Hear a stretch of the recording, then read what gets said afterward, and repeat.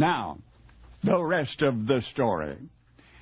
Once upon a time, many centuries ago, in the Aegean island of Samos, there was a certain slave, and we are told that he was born in Phrygia about 620 B.C.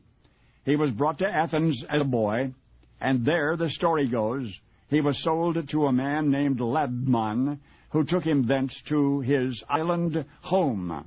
Now, Samos, just off the coast of Asia Minor, is a small but prestigious piece of real estate, remembered down through the ages as birthplace of the mathematician Pythagoras, the home of Anacreon, dominion of the infamous conqueror Polycrates.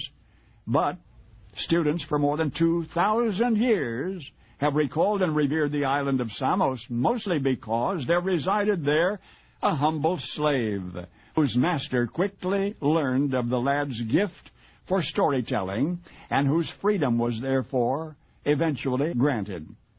And further, we're told that the former slave traveled far and wide, reciting his charming tales wherever he went, and even spent a wonderful while in Lydia, in the court of Croesus, as the king's advisor.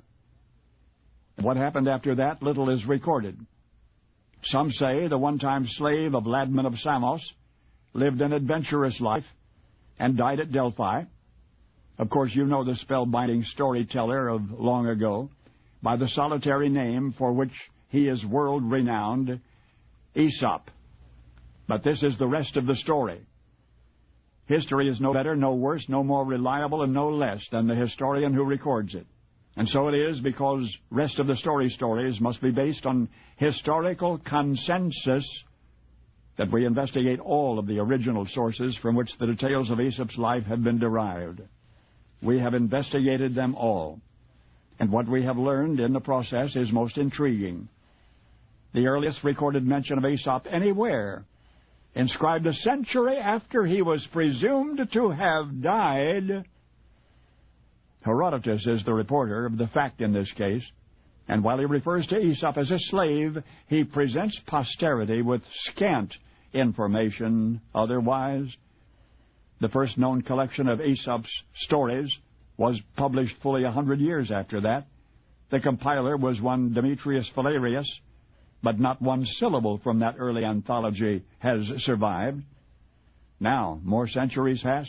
Plutarch, in the 1st century A.D., embellishes Aesop's still vacuous biography with an allusion to his tenure in the court of Croesus, and it's only thereafter that the tales with which we are now familiar begin to surface in manuscript form. By the Renaissance, scholars are presented with so many different versions of Aesop's life experiences that they're beginning to conclude the one fact with which most serious scholars of today agree, that in all probability, Aesop the storyteller never existed at all. That's right, that he was merely an invented name, an imaginary author to whom a wealth of ancient folk wisdom was conveniently ascribed. And what that means is that the final and most remarkable of what we now call Aesop's fables was Aesop himself. He was himself a fable. Now that you know the rest of the story.